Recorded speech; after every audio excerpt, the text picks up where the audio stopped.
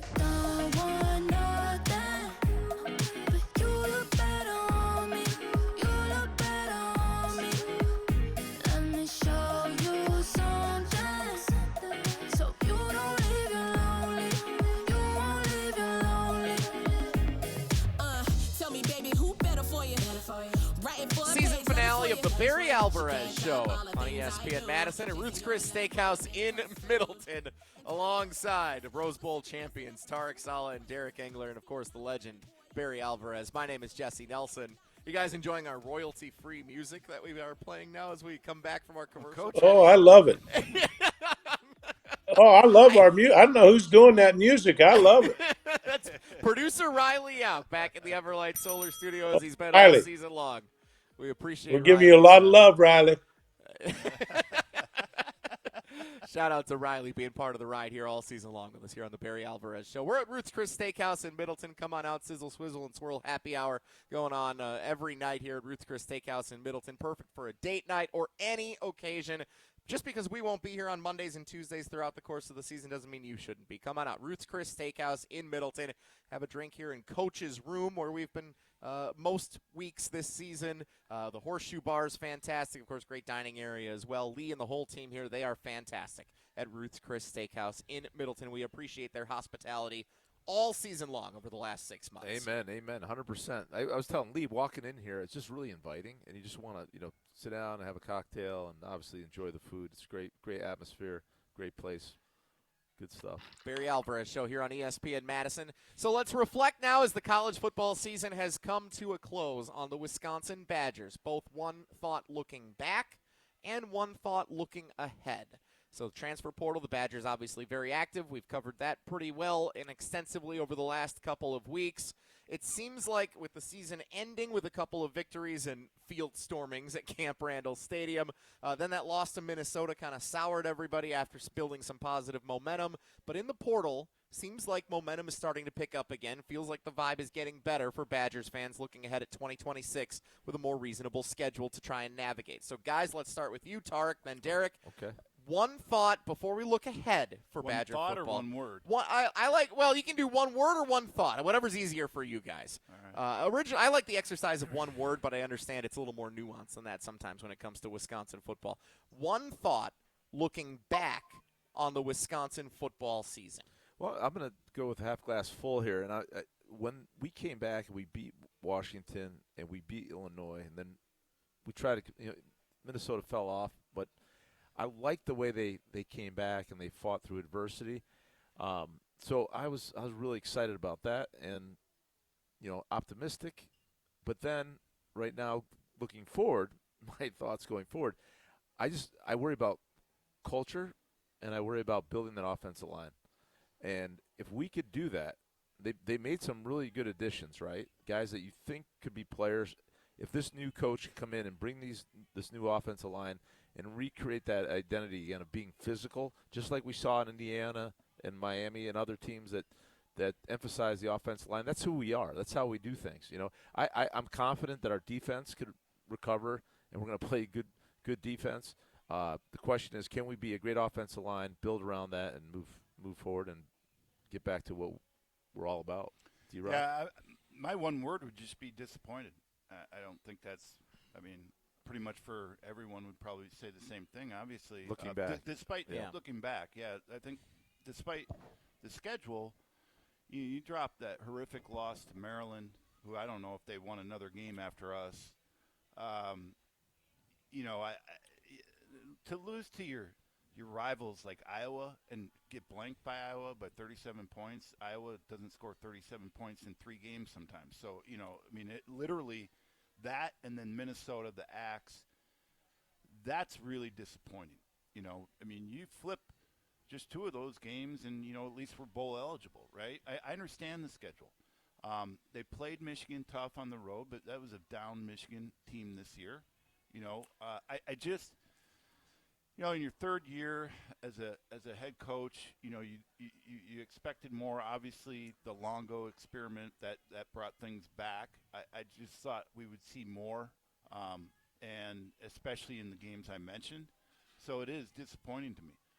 That being said, well, we haven't gone to the looking forward yet. Yeah, let's Okay. hold off All on right. looking All right. forward. First, Oh wait, Coach. shoot! Yeah, I skipped. Tarek you skipped jumped the line. ahead of That's Coach. okay. Man, We I'm appreciate awful. your efforts anyway. Sorry about that. Coach, if we said one thought looking back on the 2025 Wisconsin football season, what would your one thought be?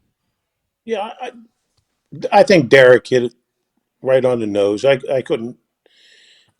What I would have said, he already covered it. It was disappointing, particularly when you play rivals and you're not really as competitive as you should be. Sometimes I wonder if this current group understands the rivalries that have been established over years, not with me, but before me. I had to learn that.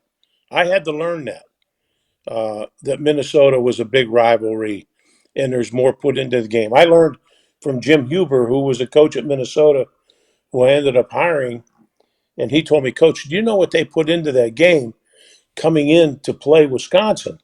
I had no clue. I just took them as another game. But all of a sudden, you realize that some of these games are special, and you have to put more into it. And so, um, I hope this staff understands that, and maybe no one has informed them of that. And I'm hoping maybe by us saying this right now that they can get that message. Yeah, it'd be nicer to see them perform well in those games that feel like they have a little extra emphasis next season, Iowa and Minnesota and the like. Now, they did beat Brett Bielema in Illinois in home on senior night and stormed the field afterward, and that was the penultimate game of the season.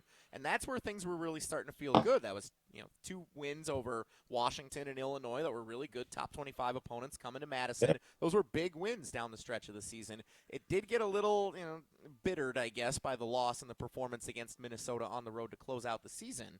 But you felt good about those victories at the time.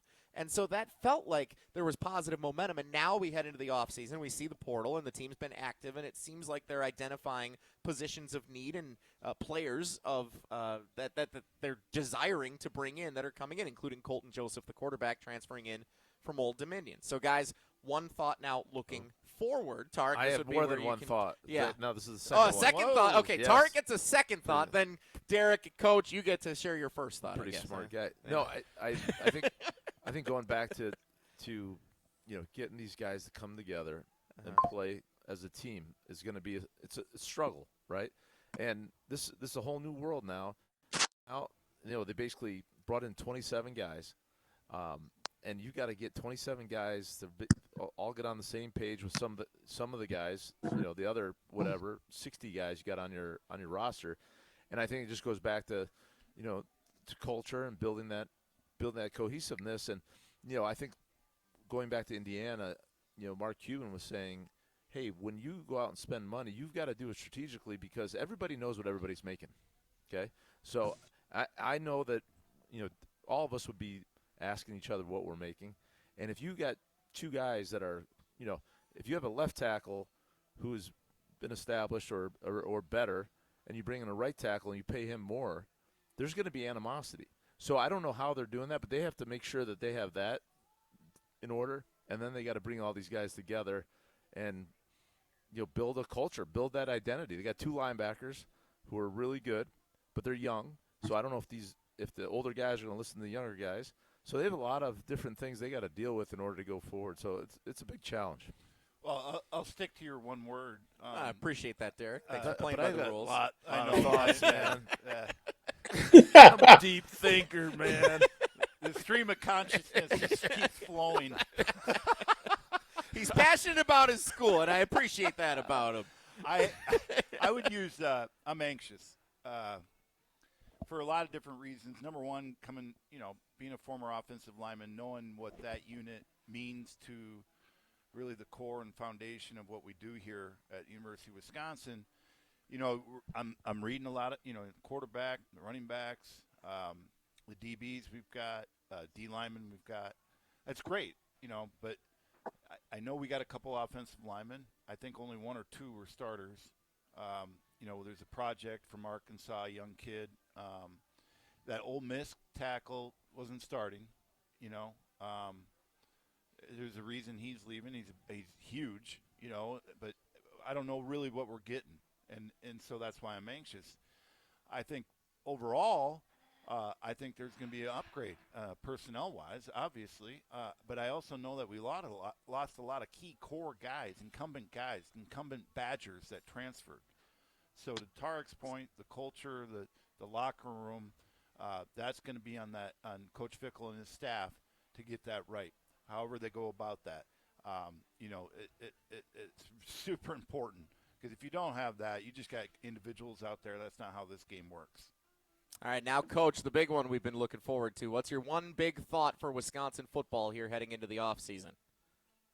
Well, this is the job of the coaches. This is why they call you coach. This is a job for the coaches. You've got transfers coming in. You've got new signees. You've got basically a new team. Really, you agree with that? Yeah. Yes. Mm-hmm. Yep. With all the new guys, they have to be able to create a team and uh, build a sense of team within that group. Um, and that's not easy to do. That's why there are only so many guys that are winning championships. And so I put it on the coaches. I think it's on them to put this put this group together, get them focused, and get them on the right track. Because it appears to me that our talent and our people are capable of competing in the league, and that's what we want to see. That's what everybody wants to see, and that's what they want to see. So um, let's put this group together and and and get them focused on being a team that we can all be proud of. So I love that you say that, and you guys have all mentioned that when it comes to Indiana. It's not just about the money. It's about building a culture and being a team and having that entire team mentality going into a game with Mendoza leading the way. So, Coach, the rules were different. Obviously, it was a different time in college sports altogether, but when you came to Wisconsin, you did that. You built a team and a culture, and you established what this proud program became for multiple decades. What would you look to do this offseason if you were there leading this team? How would you go about building a team during an offseason so that they come out of the gates ready to go next year? There's nothing I could tell you in the rest of this show that that would explain what I would do, and I think these guys would verify that. But it's about having a plan that a staff would understand and that you could communicate with your team and the guys that came in. Once you had everybody together, of what we're going to do, what our goals are, and how we're going to accomplish those goals, and what we're going to do in the off season, going into spring practice, then we go into fall ball, even before you start the season. This is all these things we're going to do, and we're going to push you. But there's a reason for that, and this is your our final goal, and this is what we want to accomplish. And now go ahead, Tar. No, I like. Now we're kind of going into pro football almost, right? We get these big salaries. It's more like pro football than ever before. But you look at the franchises that are successful over time, like Baltimore, Green Bay, the Patriots. And the Patriots had a little lull. They build culture and they build team and they do things the right way. Unlike Dan Schneider and Jerry Jones, right? They buy the biggest guys. They think that they're going to buy their way to a championship. And as Coach was alluding to earlier, you can't buy your way. It's just it doesn't matter how much money you have if you can't build culture, you can't build the identity and a plan to move forward.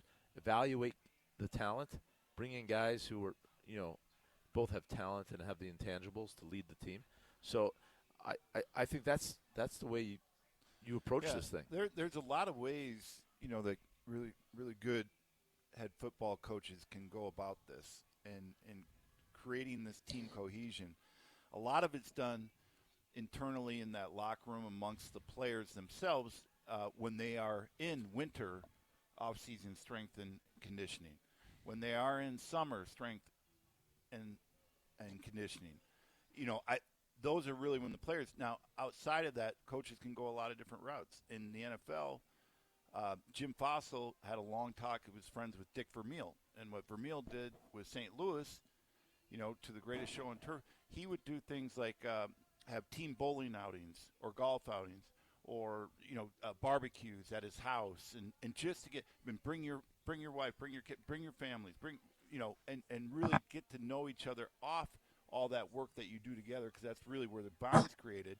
But then there's even more of a personal attachment there, and Fossil did the same thing. We did a river cruise in Manhattan. We did a pizza party for some deal outside in his yard. I mean, there was stuff like that where we could really, create other, interpersonal relationships other than just on the field and obviously working out together and everything else. And I think coaches can go about that, and they really have to, because it's like we talked about. It's a new team every year. And did that matter to you guys as players? Yeah, 100% it did. 100% it did. Because I think it's interesting. Like we're hearing coach's perspective on building the culture. We hear Luke Fickell has a press conference tomorrow. He'll also be appearing on Wilde and Tausch at 10 a.m. on Thursday this week here on ESPN Wisconsin. Boy. So we're going to be hearing plenty from Coach Fickell throughout the rest of this week. And there's excitement. What's your that's first building. question? What the hell were you doing the first 3 years? I am not going to ask him that. I am probably not going to ask him anything. I'm going to be producing the show, making sure that he's on camera. Let me ask you this. So he's meeting with the media tomorrow in a press conference setting, and then he is joining Wilde and Tausch on Thursday. What would you like to hear from Luke Fickell that would help you feel good and optimistic about what's to come for the 2026 Wisconsin football team? I'd like to know, who's going to lead this team? Who are your leaders? Who's going to set the standard for going forward? Okay. Who are the leaders? Great question there, Tarek. Yeah. That is a good question. Finally, I got one. I've been all season long. I've been waiting for that bell to ring. Finally, Riley. But I'm going to fire you. give him a double ring. Did that. It's a season finale. Everyone gets a ding today. Give him a double ring, says Coach. All right, give him another one. Keep them coming. Coach, if you were in Coach Fickell's shoes and you're coming back after, we talked about looking back, it was a bit of a disappointing season, but you feel optimistic about what's to come for the new team that you have, the new leaders that are going to be in place for the coming season. What message would you want to be sharing with fans and supporters of the program here this offseason? I'd want to send a message to the fans, but the message I would send would be to the players first, because the players are going to listen. They're going to hear the message you're going to send to the fans. So you have to send a message out there to your fans that your players hear, that you're confident in them, and you like the leadership, you like the direction of where the team is going and where we're going to be next year.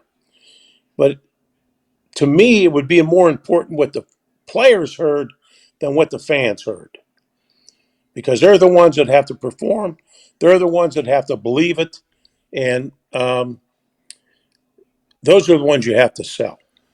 Yeah. So that would be my message. I mean, if I'm in Luke Fickell's shoes, before this press conference, the one thing that I would be telling myself is be more definitive. Be more definitive. You lay out your plan and your goals. Not necessarily what you inside the halls, but to the media, to the fans, they want something more concrete. Nothing vague, nothing. We don't want to hear about. I mean, obviously we have money. That's why we're getting players, right? But however that happened, we got it. But how'd you evaluate those guys? I don't What were want the to hear. standards I you don't want to set? hear Yeah. about. Oh, the schedule looks better. That's all I keep hearing about.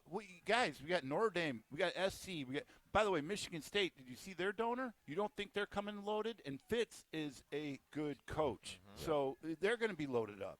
You got Iowa on the road. You got Penn State on the road. I mean, we got some. It's tough to win, and it's even more tough now in the Big Ten than ever. Well Coach said. Fickle No bells. speaks. bells. No bells for Derek. Only bells for I Tarek. thought I would tonight. have gave you a bell. dude. Yeah. You know what, Derek? I thought that was the strongest statement of the night, and I am very upset There you go. that we didn't hear a bell or two. Oh, Get a horn. The whole band he horn. gets, yeah.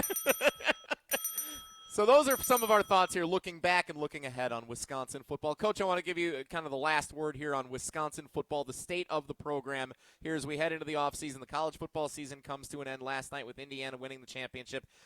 Everyone points to Indiana and says that's the model, that's proof that any team can snap their fingers and have hope Easy. to turn things Snap around. your fingers. And, I mean, I heard Mark Tauscher saying it this morning on Wilde and Tausch, our show in the morning from 9 to noon. He was saying, what's great about this era of college football is that no matter who you are, Indiana is living proof that you can go from the doldrums, be the losingest college I football don't team buy ever, any of that, by and the way. instantly make Yeah. the right change, and you're winning a national title.